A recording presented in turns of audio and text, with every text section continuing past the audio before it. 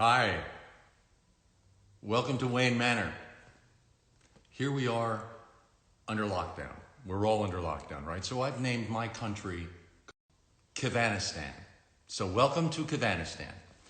And I want to thank Paul Dini for Back to Life. I think it's so great that they brought this back to life. So let's try a live read of this from DC Comics, who've made this possible. So, Batman the Adventure continues. From the nation of Quebec. Exterior evening, Gotham skyline. Full moon, bright city. A tiny silhouette of Batman is set against the moon as he leaps off a rooftop, firing a grappling hook. All moons should be this bright. All nights this clear. Not that it matters to me. We see that he's swinging into Bane, who is on a low rooftop, turning to look back at him. Batman has his free hand clenched, ready to throw a punch. My sights aim considerably lower. Batman punches Bane with a powerful haymaker. He takes the hit. Ugh! Bane angrily grabs him. Batman says, "Ooh, not even a wince." Bane lifts Batman above his head, ready to do some serious back injury. I will break you. Rawr. Bane suddenly looks ill and begins to teeter. Batman lands on his feet as Bane falls face first onto a rooftop. Close on one of the tubes of venom formula feeding into Bane, there's a tranquilizer dart sticking out of it, a dart with little bat wings. Batman's gloved hand is reaching in for it. I hit him with this half an hour ago. Next time, I quadruple the dose. And the darts. Batman pockets the darts in his utility belt. At least Bane would be the worst thing I'd have to face this evening. But over Batman's shoulder, a 20-foot robot is lumbering down the street. People are running for cover. Oh, get out of the way, out of the way! A car tries to swerve out of the way. Runs into a sidewalk. Batman says, then again, it's only 10 o'clock. The giant robot kicks an approaching police car out of his way, knocking it on its side. Batman swings over the police car as it slides under him, passenger side down. Batman on the ground looks through the broken windshield of the police car. Bullock is in the passenger seat. The driver cop, who's about as big as Bullock, has slid down on top of him, smashing him. You all right, Bullock? Oh yeah, couldn't be better. What the? Wide on streets, Batman swings after the robot, which is down the block. People are running for cover. Out of the way! Get out of the way! Except for one guy in a leather jacket, watching in foreground under a store awning. This is Jason Todd. There he goes. Bat versus... His face is half hidden in shadows. Smile, which is creepy. I forgot how much fun Gotham can be. The giant robot rips into a building with the signage, Wayne Enterprises, Cybernetics Center. Batman swings in from a distance. It looks like this is going to get personal. Interior of the large lab. High ceilings, lab stations with oversized electronic boards, circuitry set in acrylics. Technicians in lab coats run for cover as the robot breaks into the place. Elephant doors. Techs are standing in front of a stainless steel 8x8 metal door, part of a walk-in lab safe. There's a seam down the middle where its doors swing open when unlocked. I should say the techs were standing in front of the door because a blast from the robot's fist gun blows them away. The techs scream, "Ah!" The robots stand in front of the safe and digs its hands and arms deep into the wall on either side of the door. It's pulling the wall out of the wall, the safe out of the wall. Pieces of the wall are breaking away as it gets about a third of the way out. The robot looks over its shoulder as Batman lands behind it. Put it back. A laser barrel swivels up on the robot's arm and fires several shots at Batman. He manages to duck and dodge them. Then the robot reaches up and literally pulls down the ceiling, bringing a cascade of heavy debris on Batman. Exterior Wayne Enterprises. With the vault under his arm, the robot makes a new exit out of the building. Batman swings out the same hole, holding a fistful of batarangs. As the robot heads toward a loading dock, at least 10 batarangs embed along the seam of its back. Thwack, thwack, thwack, thwack. Batman in the foreground holds his cape up against the blast as the batarangs explode all at once. We can barely see the robot because of the huge dust up from his cape as the smoke clears. The robot is throwing a truck cab at Batman. Roar! Batman hits the ground as the truck flies just inches above him. With the vault, Batman, back on his feet, flicks some dirt off his shoulder as he looks up. Round 1. Exterior Wayne Mansion. The sun is dawning.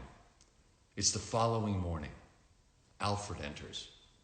Still no lock, sir? In the Batcave, Batman is at the signature on the satellites. It's odd. It's not by jet propulsion or any heat-generating means. Why would you what it stole? The vault contained a piece of alien hardware. Superman brought it to me. Wayne Enterprises was doing tests on it as a favor. Aliens, robots, makes one nostalgic for the Cosa Nostra. What's that for? A cocktail party at the Cloud9 tonight. I thought a Bruxelles wool and cashmere with a subtle blue stripe might be just the thing. Forget it. But I haven't told you about the surprise guest. Later that evening, rooftop party.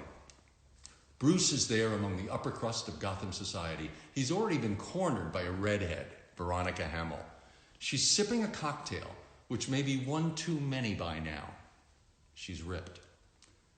Why did we ever split up, Bruce? I still can't figure it out. One day, we're friends.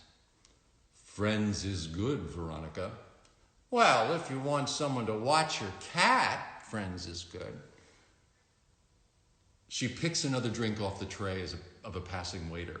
With her one hand, Veronica holds up 3 fingers, a subtle hint, as if to indicate Bruce has adopted 3 boys, not merely the 2 we've already seen. Bruce says, I told you I'm not the marrying kind. You say that, but I know you're a marrying man at heart. You just adopted another boy, didn't you? Now, against Bruce provocatively, she presses a finger against his chin as if searching for the cleft. Tim is my ward. He's been with me for a while. Don't you ever think these boys could use a mother's touch? Alone in that big, drafty mansion. I imagine they feel as you must have forgotten. Lex Luthor, what's going on? Already he seems bigger than life. My dear, there are many lost causes. Believe me, I've spent a lifetime on one in particular, but none are so hopeless as trying to elicit even a soupçon of emotion from Bruce Wayne. Luthor is throwing, everyone's all smiles. Veronica, Lex Luthor? Oh, the notorious mastermind of Metropolis. Don't believe everything you read in the Daily Planet. If you wouldn't mind, Miss Freeland, I'd like a few minutes with Bruce alone. Maybe I can talk some sense into him. Have fun. I'll be at the bar. Feel free to stop by. Lex. I was surprised to hear you were in town, Luthor. Usually you let me. Fact is, I'm not particularly fond of this city. Not since that incident with the Joker, which I think you still blame on me, even though I was as much a victim as anyone. And I certainly don't need any more encounter with your Batman. Scrubby little madman. Thinks he's so tough. He wasn't very effective last night, was he? Bruce, well, it could have gone better. As much as I hate the alien, that big blue Boy Scout comes in handy sometimes. He would have flattened that robot in no time. Maybe you could give me his number. You two being so close and all. Wouldn't have helped. He hasn't been around lately. Believe me, I know. If he's in the sky, he's on my radar. Last week, he had a big battle on the far side of the moon. That man can fight. But since then, not a sign of him.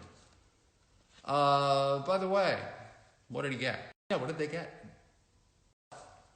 Well, I wish I could tell you. Huh. Well, be that way. Interior of the Batcave. Close on a computer board. A voice is coming out of a small speaker. Hello, this is Clark Kent. I'm not available to answer your call, but if you would leave me your name and number and... Bruce is in the bat suit, sans cape and cowl. He clicks off. You're not going to leave him a message? I wasn't expecting an answer. If he were anywhere on Earth, he'd have heard the news and been here by now. No, he's gone. That gloating maniac was right about that. An airfield at night. We're looking at an airplane hangar in a small airfield. There are a couple of guards with automatic rifles. One is stationed out front. The other is walking alongside. Claremont Airfield, a secluded little landing strip just south of Gotham. Did a drug bust here last month.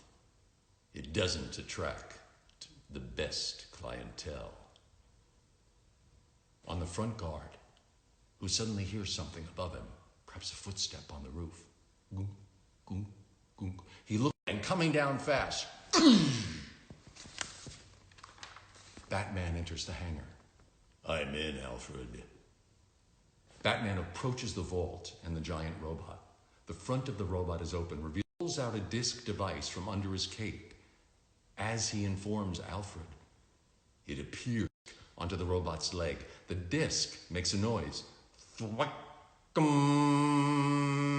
the Batcave, Alfred is seated at the computer controls. Webbed lines are formed at a nearby screen and recording the robot's inner circuit set. Now, what about the vault? Back in the hangar, a device has been wired to the wall's front control panel. There are at least 10 digital readouts on the device. The device is going through numerical combinations at great speed, so there are blank spots. They're trying to lock to open it. We may have gotten here just in time. Just then, Batman is struck by a beam off panel. Ah! In steps Luthor from the shadows in his exosuit. Of all the gin-joined, Luthor has grabbed Batman by the neck, lifting him up with his metallic hand. Batman looks agonized. Clutching at Luthor's grip as if he's really pained. Why do you keep coming into mine? And that's it. I hope you enjoyed that.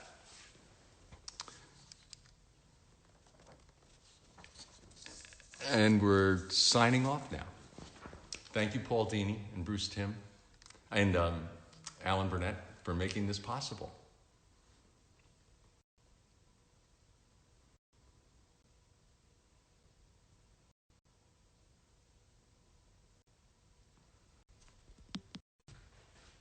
It the wrong way.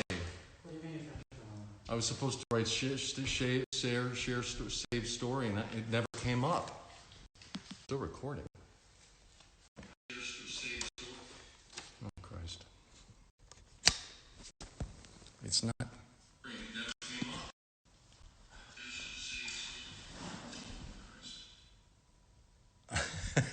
It's still recording. I'm still on live. Push end. Are you sure you want to end video? End.